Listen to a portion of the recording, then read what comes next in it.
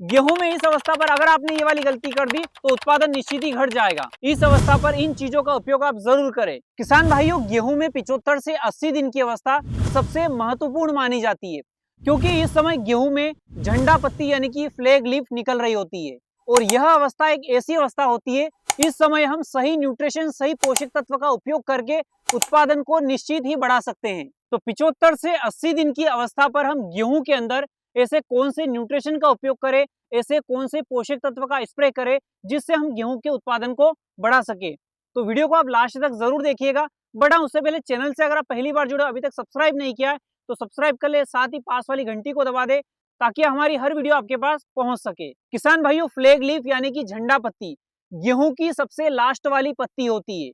और इस झंडा पत्ती के नीचे यहाँ पर हमारे इतने दिन की मेहनत जो है वो पनप रही होती है, जो आगे जाकर के हमें एक अच्छा उत्पादन देती है। सीधी भाषा में कहे तो जैसे एक माँ के गर्भ के अंदर जैसे बच्चा पनपता है, वैसे ही इस झंडा पत्ती के नीचे यहाँ पर ये इसका गर्भ है, यहाँ पर जो है उम्बी पनप रही होती है। और इसका जो सीधा कनेक्शन होता है वो इस झंडे से होता है, यानी कि इस झंडा पत्ती फ्लैग लीफ से होता है। और इस अवस्था पर हम फसल को जो भी भोजन देते हैं, जो भी न्यूट्रिशन का उपयोग करते हैं फसल के अंदर, वो झंडा पत्ती सीधे यहाँ पर बन रहे दानों को भेज देती है, यानी कि इस जो यहाँ पर जो दाने पनप रहे होते हैं उनको भेज देती है, जिससे दानों का जो विकास होता है वो बेहतर होता है। तो किसान भाइयों, इस अवस्था पर यानी कि झंडा पत्ती की अवस्था पर हम ऐसे कौन से न्यूट्रिशन का उपयोग करें जिससे हम उत्पादन को बढ़ा सके। तो सबसे पहले तो बात की जाए किसान भाइयों, इस अवस्था पर झंडा पत्ती की अवस्था पर हमें सबसे महत्वपूर्ण बात का इसका ध्यान रखना है